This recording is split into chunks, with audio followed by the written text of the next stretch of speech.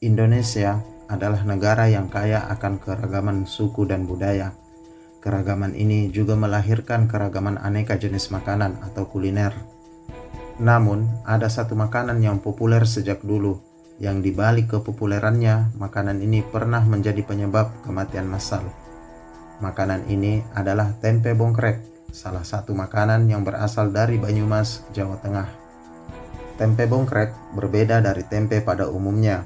Tempe ini dibuat dari kedelai dan ampas kelapa, kemudian difermentasi. Keracunan dan kematian karena tempe bongkrek pertama kali dicatat oleh Belanda pada tahun 1895. Kemudian seorang ilmuwan Belanda yang bernama Adolf G. Vorderman mencatat beberapa jenis tempe bongkrek yang menyebabkan keracunan makanan yang sangat fatal.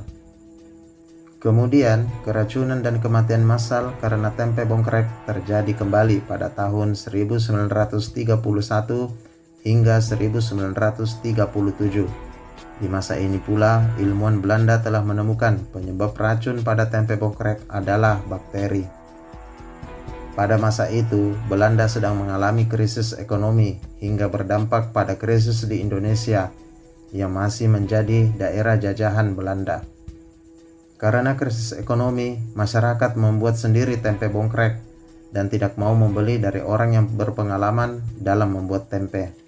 Sekalipun pada masa itu telah ada dokter, tapi masyarakat lebih percaya jika penyebab keracunan dan kematian adalah karena ulah roh jahat atau kemarahan Ratu Pantai Selatan. Akhirnya banyak masyarakat yang mengalami keracunan. Setiap tahunnya tempe bongkrek beracun menyebabkan kematian 10 hingga 12 orang yang meninggal. Menurut Arbianto Purwo, sejak tahun 1951 hingga tahun 1975, tempe bongkrek beracun telah meracuni sebanyak 7.216 orang.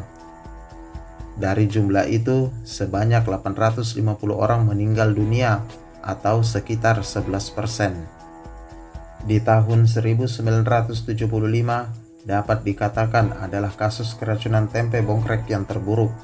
Sebanyak 1036 orang mengalami keracunan dan 125 orang meninggal dunia. Berlanjut pada tahun 1977, sebanyak 400 orang mengalami keracunan dan 70 orang meninggal dunia setelah memakan tempe bongkrek. Sekalipun telah dilarang oleh pemerintah agar tempe bongkrek tidak lagi diproduksi, namun hal itu tidak pernah berhasil karena keracunan kembali terjadi pada tahun 1988 yang memakan korban sebanyak 37 orang di Banyumas.